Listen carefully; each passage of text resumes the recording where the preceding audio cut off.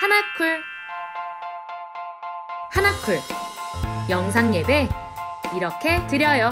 하나, 예배에만 집중해요. 예배의 주인공은 하나님.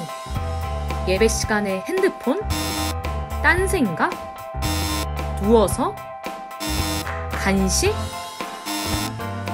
둘, 예배를 준비해요. 내 마음을 다하고 좋은 환경을 만들고 성경책은 미리 준비하기. 이렇게만 하면 예배 준비 완료. 예배 시작. 온라인 예배 드리는 중등부, 고등부 학생 여러분 안녕하세요. 여러분을 주님의 이름으로 축복합니다. 여러분 예배 드리는 자리가 잘 정리정돈되어 있나요? 혹시 예배를 방해하는 요소가 있다면 지금 잠시 멈추고 주변을 정리하고 다시 예배 드리기를 원합니다.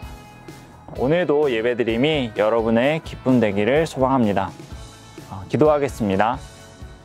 사랑이신 하나님 아버지, 은혜와 사랑을 참으로 감사드립니다. 오늘도 좋은 날 허락하시고 주님 앞에 예배 드릴 수 있도록 우리를 인도하여 주시니 감사드립니다. 이 시간 주님 앞에 온전한 예배 드리는 저희가 되게 하여 주시옵소서. 한 주간 주님의 뜻대로 살지 못함을 용서하여 주시옵시고 이 시간 다시 한번 주님 앞에 우리의 몸을 그리고 마음을 바로잡는 시간이 되게 하여 주시옵소서.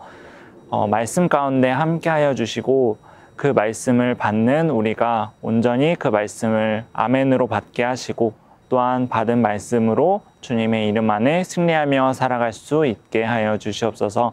모든 예배 순서 가운데 주님께서 함께하여 주심을 믿고 감사드리며 이 모든 말씀 주 예수 그리스도 이름으로 간절히 기도드립니다. 아멘.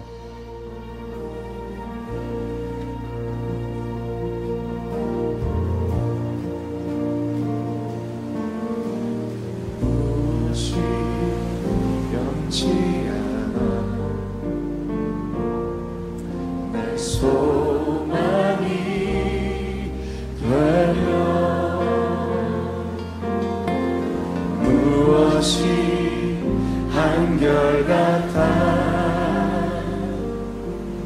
내 삶을 부으리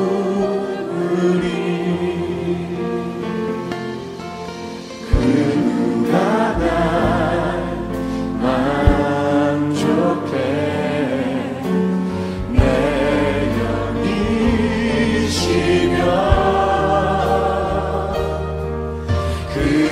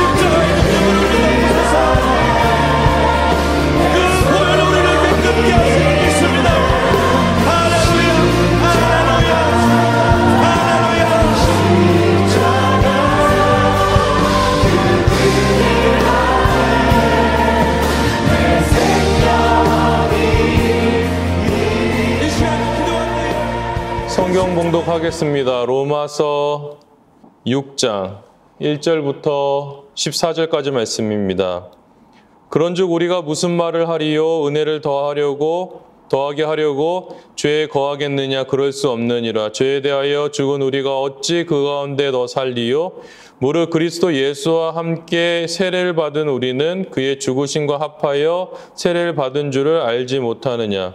그러므로 우리가 그의 죽으심과 합하여 세례를 받음으로 그와 함께 장사되었나니 이는 아버지의 영광으로 말미암아 그리스도를 죽은 자 가운데서 살리심과 같이 우리로 또한 새 생명 가운데에서 생하게 하려 함이라. 만일 우리가 그의 죽으심과 같은 모양으로 연합한 자가 되었으면 또한 그의 부활과 같은 모양으로 연합한 자도 되리라. 우리가 알거니와 우리의 옛사람이 예수와 함께 십자가에 못 박힌 것은 죄의 몸이 죽어 다시는 우리가 죄에게 종로로 타지 않게 아니하려 함이니 이는 죽은 자가 죄에서 벗어나 의롭다 함을 얻었음이라.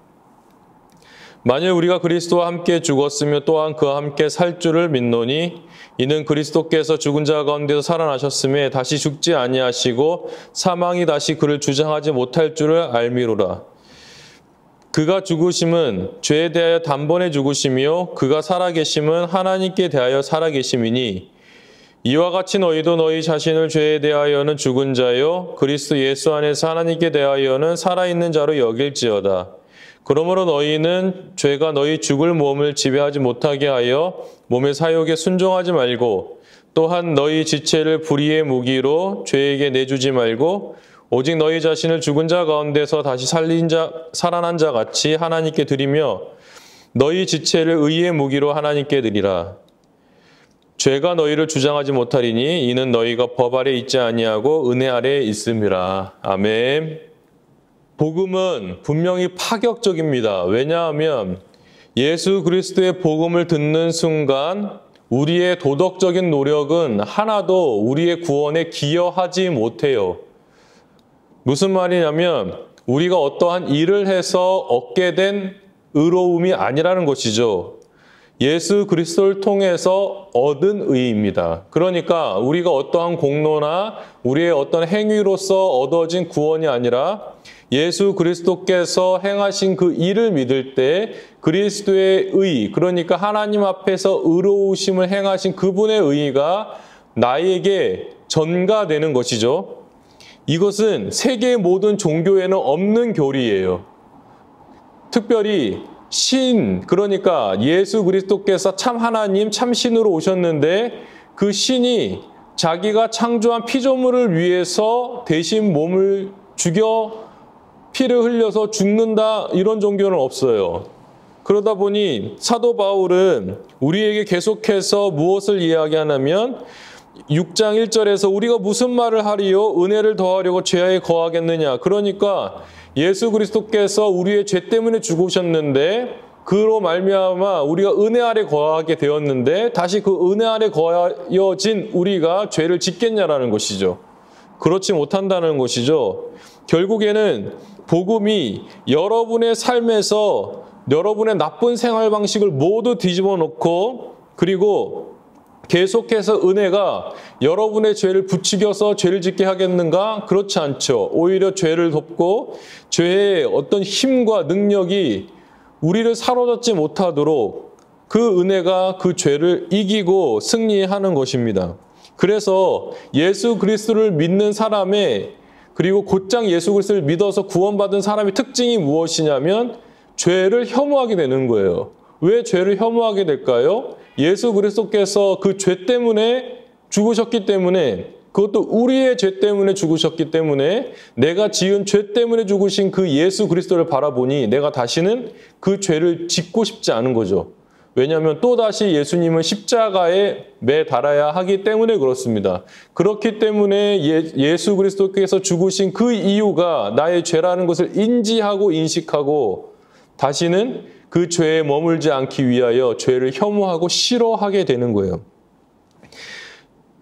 2절에서 죄에 대하여 죽은 우리가 라고 했습니다. 죄에 대해서 우리가 죽었어요. 그러면 죄에 대해서 우리가 죽었다라는 뜻이 무엇일까요?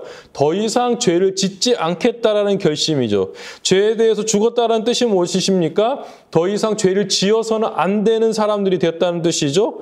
그리고 죄에 대해 죽었다라는 것은 무엇입니까? 우리는 그 죄를 이제는 버리고 하나님의 의를 선택하고 의로 말미암아 예수 그리스도와 한 몸을 이루는 한 지체가 되었다라는 것이죠. 죄에 대해서 죽었다라는 무엇입니까? 궁극적으로 우리가 그 죄에 대한 책임, 그러니까 죄로 말미암아 하나님 앞에서 죽어야 할 우리가 그 죄에 대한 책임이 사라졌다는 이야기죠.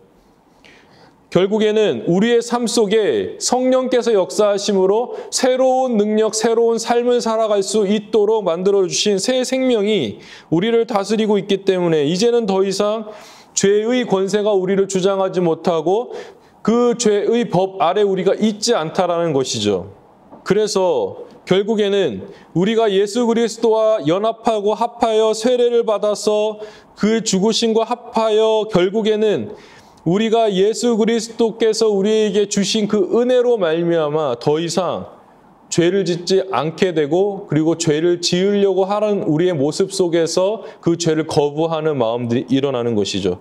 그래서 죄의 몸, 죄를 지으며 살았던 그 몸을 옛사람, 옛몸이라고 하고 이제는 그 죄를 버리고 떠나서 하나님의 은혜 아래서 살아가고자 하는 마음을 가진 모든 자들이 바로 새 사람 그리고 새 몸을 가진 구원받은 자라는 것입니다. 그렇기 때문에 여러분, 우리는 단순하게 하나님께서 우리에게 은혜를 베풀어 주시고 사랑을 베풀어 주시고 좋은 것만 주시는 분이 아니라 이 죄에 대해서는 확실하게 그 책임을 물으시는 분이신데 그 책임을 예수 그리스도께 다 쏟으셨다는 것입니다. 그러면 결국에는 우리는 이렇게 생각해 볼 수 있겠네요. 예수 그리스도를 믿는 사람으로서 그럼 앞으로 어떻게 살아야 할까요? 이제 죽음은 지나갔어요. 하나님 앞에서 심판받지 않아도 됩니다. 구원받았어요. 심지어 우리를 하나님의 자녀로 양자로 삼아주셨어요. 자신이 창조한 피조물을 자신의 아들, 딸로 여기시고 결국에는 아버지가 자녀들에게 모든 유산과 상속을 물려주시는 것처럼 하나님께서 자신이 가지신 모든 하늘의 능력과 은혜들을 그 하늘의 모든 창고의 보화들을 열어서 우리에게 내려주시는 것이죠. 그렇기 때문에 여러분들은 이제는 죄와 싸워서 이길 수 있는 능력이 있기 때문에 죄의 유혹이 빈번할 때 그리스도께서 죽으신 그 이유를 묵상하면서 내게 주신 능력으로 그 성령의 능력으로 그 죄를 이기면서 살아야 하는 것이죠. 어떤 친구들은 이렇게 생각할 수 있어요. 아니 성경에서는 그렇게 하지 말라라고 하느냐, 이것도 하지 말고 저것도 하지 말아야 되고 그렇게 하느냐. 성경은 오히려 무엇을 하지 말라라고 하는 메시지가 많지만 그럼에도 불구하고 우리에게 새로운 생명과 새 삶이 주어졌을 때는 그렇게 하지 말라라는 것에 주목하지 않아요. 우리는 하지 말아야 될 것에 주목하는 사람이 아니라 이제는 새 생명을 얻은 사람으로서 무엇을 하며 살지에 대해서 주목하는 사람들이죠. 그러니까 여러분들은 무엇을 하지 말아야 되겠다라고 기독교를 한정짓거나 제한짓지 말고 하나님께서는 이제는 너희들이 하나님 안에서 하나님이 주신 능력으로 사도 바울이 고백하는 것처럼 내게 능력 주시는 자 안에서 내가 모든 것을 할 수 있다라고 얘기한 것처럼 여러분들이 이제는 하나님 앞에서 모든 것을 할 수 있는 거죠. 주 안에서 주께서 주시는 그 능력으로 모든 것을 감당할 수 있는 사람들이 되는 것입니다. 그래서 죄와 그 죄의 정욕과 그 유혹과 욕망들이 주는 너희 여러분들에게 이거 하지 마, 저거 하지 마라고 명령하잖아. 너희들 억압하잖아 라고 이야기하는 소리에 귀 기울이지 마세요. 아담과 하와가 범죄할 때 특히 뱀이 찾아와서 하와에게 뭐라고 말하죠? 이 모든 동산에 있는 이 동산에 있는 열매를 먹지 말라라고 하느냐 이렇게 부정적으로 얘기하는 거예요. 먹지 말라라고 했니? 그게 아니라 이 말이에요. 그게 아니라 저것만 먹지 말라고 그랬어. 그랬더니 그 뱀이 뭐라고 그래요? 그거 먹으면 하나님 자신처럼 될까 봐 너희들에게 속인 거야. 너희들이 먹으면 하나님처럼 돼 라고 속이는 거죠. 결국 우리가 이 세상에서 이 세상의 가치관과 이 세상이 가고 있는 방향대로 우리가 살아가면 어떤 일이 일어나냐면 결국 하나님은 나를 힘들게 하고 못 살게 하고 하지 말라라고 그러고 억압하네? 이분이 과연 하나님일까? 내가 이 하나님을 떠나서 내 마음대로 살 거야 라고 하는 사고방식이 여러분들이 들어가게 돼요. 그런데 성경에서는 절대로 하지 말라라는 계명만 있는 것이 아닙니다. 목사님 말씀드렸죠? 살인하지 말라라고 하는 게 살인하지 말라라는 개념만을 이야기하는 건가요? 그렇지 않죠. 그 이면에 생명을 존중히 여기라라고 하는 긍정적인 요소가 반드시 있다라고 했죠. 도둑질 하지 말라라고 하는 것은 도둑질하는 건 죄다라는 걸 명시하고 있지만 그 이면에 뭘 생각하고 있죠? 남이 가지고 있는 물건을 귀하게 여기라는 거죠. 그가 갖고 있는 재산 그의 것이라는 거예요. 존중해주고 그리고 그것은 내 것이 아니기 때문에 빼앗으면 안 된다는 걸 알려주시죠. 이웃에 있는 것을 탐내지 말고 이웃의 안에 갖추고 모든 것을 탐내지 말라고 하시죠. 그것은 무슨 말입니까? 그 타인에 대해서 사랑과 자비와 긍휼을 베풀 수 있는 사람이 되어야 된다는 거죠. 그렇죠? 간음하지 말라고 했을 때 남녀 간의 어떤 결혼 전에 성관계를 하지 말라라고 분명히 예수님께서 말씀하시고 하나님께서 말씀하셨는데 하지 말라는 얘기로만 들리십니까? 그렇지 않죠. 무슨 말이에요? 남자와 여자가 갖고 있는 그 성에 대해서 순결하고 정직하고 그리고 그것을 인정하고 높여서 결국에는 하나님이 주신 그 남자와 여자가 동등한 위치에서 서 있을 때 특히 남자와 여자가 만나서 결혼해서 그 결혼의 테두리 안에서 그 성을 하나님께 주신 것을 누리고 기뻐하라는 것이죠. 그런 겁니다, 여러분.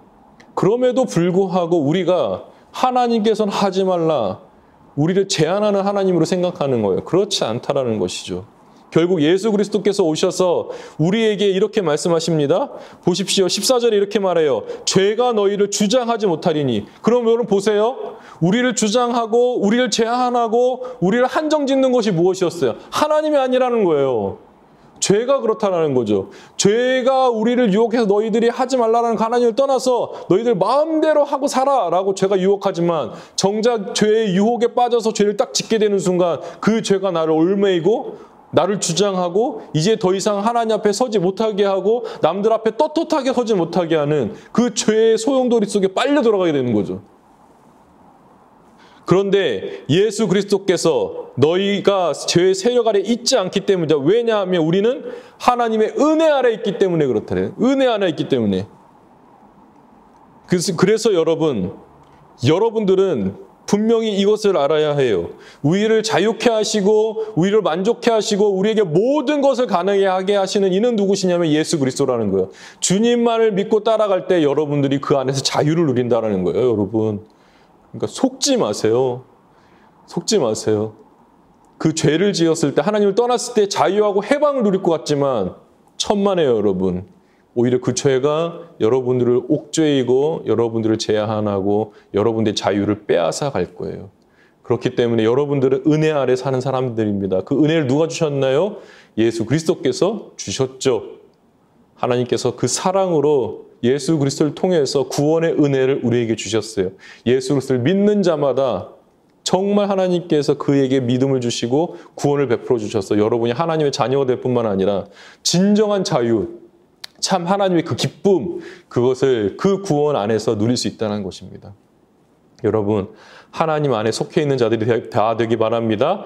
복음을 들을 때 아멘으로 믿기 바라요. 여러분들은 하나님께서 구원받은 하나님의 자녀로 여기시고 여러분들이 기도할 때 여러분들이 이 세상에서 하나님을 위해서 할 모든 재료들을 다 공급해 주실 거예요. 그 능력의 하나님이 여러분의 아버지이십니다.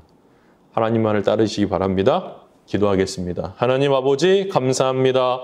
하나님께서 오늘 우리에게 죄의 법 아래 있지 않고 은혜 아래 있다라고 우리에게 얘기해 주시면서 결국에는 죄가 속박하고 죄가 너희들을 제한하는 것이지 하나님이 아니시라는 것을 오늘 깨닫게 해주셨습니다. 하나님, 우리가 하나님 안에서 참 자유를 누리게 해주시고 주 안에서 내가 모든 것을 할 수 있다라는 사도 바울의 고백이 우리의 고백이 되게 해주옵소서. 예수님의 이름으로 기도합니다. 아멘. 주 예수 그리스도의 은혜와 하나님 아버지의 사랑과 성령의 교통하심이 이제로부터 영원히 함께 있어지이다. 아멘. 네, 여러분 오늘 말씀을 통해서 어떤 것들을 깨달으셨나요? 하나님의 백성으로 사는 것은 무엇을 하지 않는 것이 중요한 것이 아니라 하나님의 백성으로 어떻게 살아가야 하는지에 주목하여 살아가는 것이 중요한 것임을 오늘 말씀을 통해 배웠습니다. 예수님을 통해서 주신 새 생명, 새 삶을 말씀으로 적극적으로 살아가는 우리 중등부, 고등부 학생들이 되기를 원합니다. 온라인 공과가 바로 진행이 됩니다. 온라인 공과 중에 궁금한 점이 있다면 바로 댓글로 남겨주시면 감사하겠습니다. 중등부 학생들은 성경 필사하는 거 잊지 마시고요. 한 주도 하나님의 백성으로 담대하게 살아가기를 바라겠습니다. 안녕. 네, 여러분, 이태영 목사입니다. 신앙 심화반 우리 오늘 7번째 만남을 가지게 되었습니다. 7과 구원에 대해서 이야기를 좀 나눠보려고 하는데요. 한번 살펴보도록 하죠. 잠시만요. 네. 하나님이 주시는 두 가지 은혜가 있습니다. 그 첫 번째가 일반 은혜, 그러니까 모든 사람에게 차별 없이 주시는 그 하나님의 축복이거든요. 근데 이 차별 없이 주신다라는 건 뭐냐면은 악인이나 선인이나 상관없이, 그러니까 하나님께 선택을 받은 백성이나 받지 못한 사람이나 또 예수 그리스도 믿는 사람 믿지 않는 사람이나 동일하게 주시는 축복이에요. 특별 은혜는 무엇이냐면은 죄 용서를 받고 그리스도를 믿는 구원과 그 은혜의 길로 인도해 주시는 하나님의 사랑이죠. 도와주심이죠. 좀 더 설명을 해보면 이렇습니다. 일반 은혜는 그러니까 자연, 예를 들면 뭐 햇빛, 비, 구름, 악인과 선인에게 동일하게 주시는 하나님의 은혜를 뜻해요. 그럼 오늘은 특별 은혜를 다루려고 하거든요. 그 특별 은혜가 바로 이제 구원을 우리에게 베풀어 주시는 것인데, 구원이 예수 믿으면 구원 받습니다 이렇게 명제를 가지고 있지만은 실제로 성경 안에서는 구원의 서정 또는 여정이라고 해서 구원을 완성되기까지 과정이 있어요. 첫 번째로는 하나님의 부르심입니다. 하나님께서 자기의 백성 삼으실, 그러니까 구원할 사람을 선택하시고 불러주세요. 두 번째는 그 사람을 거듭나게 하시죠. 마음의 새 생명의 씨앗을 성령께서 심어주시는 거죠. 믿음이라는 건 예수 그리스도 믿는 믿음이고, 그 믿는 사람이 회개하고 회개한 사람이 거룩한 삶을, 예수님을 닮아가는 삶을 살아가게 되는 거죠. 이 과정들을 거치게 돼요. 한번 설명을 해볼까요? 하나님의 부르심이에요. 하나님께서 우리를 불러주십니다. 죄의 용서, 영생을 얻기 위해 믿음으로 그리스도를 영접하도록 복음을 제시받습니다. 즉 복음을 듣게 하심으로 구원의 길로 인도하시는 것이죠. 그래서 선포된 하나님의 말씀을 우리에게 적용시키도록 성령께서 역사하십니다.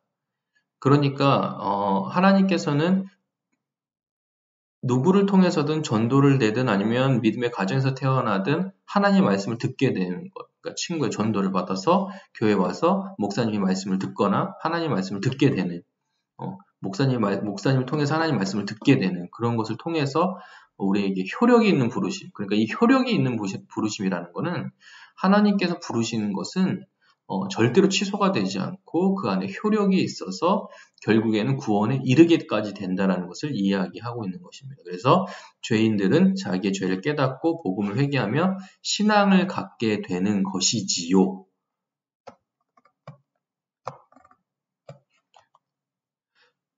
자, 그 다음에 말씀 구절 한번 읽어볼 텐데요. 창세전에 그리스도 안에서 우리를 택하사 우리로 사랑 안에서 그의 앞에 거룩하게 하시고 흠이 없게 하시려고 그 기쁘신 뜻대로 우리를 예정하사 그리스도로 말미암아 자기 아들들이 되게 하려 하셨다라고 말씀해주고 계십니다. 두 번째는 거듭남이에요. 이 말을 좀 푼다고 한다면 영적으로 다시 태어난다. 한자로 얘기하면 중생 이렇게 표현하기도 하죠. 새 생명의 씨앗이 심겨져요. 거룩함으로 나아가도록 하나님께서 사람의 전 인격에 미치는 하나님 은혜를 주시는 거예요. 이렇게 되겠죠. 너희가 거듭난 것 썩어질 씨로 된 것이 아니요 썩지 아니할 씨로 된 것이니 살아있고 항상 있는 하나님 말씀으로 되었다라고 말씀하고 계시죠. 그러니까 여러분들 안에 효력이 있는 부르심으로 여러분을 부르셨다고 하면 하나님께서는 반드시 중생케 하시고 거듭나서 새롭게 변화시켜주시는, 영적으로 다시 태어난다는 거 꼭 기억해 보시고, 그러면 이 중생한 사람에게 하나님 믿음을 주세요. 말씀이 선포되고 그 말씀이 내 마음속에 믿어지도록 성령께서 역사하시는 거죠. 그래서 어떤 내용이냐, 그 믿음의 내용이 예수께서 우리의 죄를 위해 십자가에 죽으시고 부활하셨다라고 하는 그 믿음의 내용을 믿게 되는 거예요. 확신이 생겨요. 이게 사실이구나. 믿게 되는 거죠. 그래서 구원은 믿음으로 받지만 믿음이 결코 구원의 조건이 될 수 없는 거죠. 믿음은 구원을 받아들이는 통로 역할이에요. 그러니까 믿음을 통해서 구원을 받는 거죠. 말씀 읽어볼까요? 너희는 그 은혜에 의하여 믿음으로 말미암아 구원을 받았으니 이것이 너희에게서 난 것이 아니요 하나님의 선물이라. 행위에서 난 것이 아니니 이는 누구든지 자랑하지 못하게 하려 함이라 라고 말씀하셨습니다. 믿음으로 말미암아 구원을 받았다라는 것 꼭 기억해 주시기를 바랍니다. 네 번째, 회개로 가볼까요? 회개는 하나님을 의지하지 않고 마음대로 살았던 삶에 대한 돌이킴이에요. 너무너무 중요해요, 여러분. 구원받았을 때 이 회개는 딱 한 번이죠. 분명히 하나님 앞에서 내가 전인격적으로 하나님 앞에 죄인이었다는 사실을 고백하고 하나님을 의지하겠다라고 하는 마음 깊은 곳에 돌이킴이에요. 근데 이것은 예수 믿고 나서도 계속해서 회개는 반복되죠. 그죠? 설명해 볼까요? 하나님을 거부하고 자신이 주인이 되어 살았던 삶을 버리고 하나님을 자신의 생명과 삶의 주인으로 인정하고 하나님 말씀을 따라 의로운 삶을 살기 시작하는 것이 회개입니다. 그러니까 하나님 저 용서해 주세요 라고 회개하는 그 정도에 끝나는 게 아니라 실제로 삶에 있어서도 돌이켜야 되는 거예요. 그렇죠? 내가 의인을 부르러 온 것이 아니요 죄인을 불러 회개시키러 왔노라. 아멘. 마지막으로 성화 볼까요? 성화라는 것은 거룩한 삶, 그러니까 예수님을 닮아가는 삶을 이야기하는 거예요. 그리스도의 인격이 예수님을 닮아 거룩하게 변화되어져 가는 거예요. 그렇죠? 완전하게 변화되는 게 아니라 사람이 완전 180도 달라져서 거룩한 모습을 보이기도 하지만 그럼에도 불구하고 인간 안에는 타락할 수 있는 모든 조건과 여지들 다 갖고 있죠. 그래서 우리가 날마다 예수님을 닮고 살아가기 위해서 우리의 내면의 모습들을 계속해서 돌아봐야 돼요. 예수님 믿고 죄가 용서되었지만 여전히 신자 안에는 죄의 본성이 남아있어요. 그래서 우리들도 죄를 짓게 되죠. 그렇죠? 예수님 믿었고 구원받았는데 마음이 착하게 변할 줄 알았는데 그렇지 않았다는 걸 우리 스스로도 알게 되죠. 성령 하나님의 역사와 말씀의 능력으로 이러한 죄의 본성이 점점 죽어가고 우리 안에 심긴 새 생명이 자라는 거예요. 이게 성화예요. 그래서 우리의 죄악된 본성, 일그러지고 찌그러져 있던 왜곡된 우리의 본성이 이제 점점점 예수님을 닮아가면서 그런 것들이 죽고 그리고 오히려 예수 그리스도의 성품이 우리 안에 심겨진 그 씨앗으로 말미암아 점점 자라서 우리의 모습이 죽을 때까지 주님 만날 때까지 성화되어져 가는 과정 속에 있는 거죠. 내가 이르노니 너희는 성령을 따라 행하라. 그리하면 육체의 욕심을 이루지 아니하리라. 육체의 소욕은 성령을 거스르고 성령은 육체를 거스르나니 이들이 서로 대적함으로 너희가 원하는 것을 하지 못하게 하려 함이라. 네. 그래서 성령을 따라 행하라. 그래서 우리 성령님께서 여러분들을 거룩한 삶으로 분명히 인도해 주실 거예요. 우리가 이제 구원의 서정에 대해서 이렇게 짧게 우리가 알아봤는데 실제로 여러분들이 지금 이 모든 단계를 한 번에 거칠 수도 있어요. 한번 예를 들면은 넘어가서 미안해요. 하나님의 부르신 거듭난 믿음 회개라고 했을 때 사실 부르심과 거듭남과 믿음과 회개 성화가 동시에 일어날 수도 있죠. 그죠? 근데 반드시 순서는 이렇게 진행돼요. 이 순서가 바뀌진 않아요. 하지만 동시다발적으로 일어나기 때문에 거듭남이 먼저였는지 믿음이 먼저였는지 우리가 스스로 구분을 하지 못할 거예요. 그러나 우리는 이 여정과 서정 속에서 우리는 하나님 앞에서 구원받아져 가는 과정 속에 이미 구원은 받았지만 우리가 죽을 때 이 구원이 완성된다는 사실을 기억하고 끝까지 성화의 삶, 그러니까 거룩해서 예수님을 닮아가는 삶을 여러분들이 지금부터 추구해야 한다는 것이죠. 네, 구원받은 하나님의 백성인 여러분 축복합니다. 한 주간도 승리하시고 우리 다음 주에 만납시다. 안녕.